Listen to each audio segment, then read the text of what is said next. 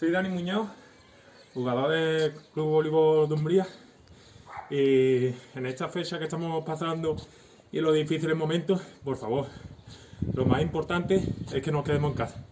Yo me quedo en casa. Quédate tú también, por favor.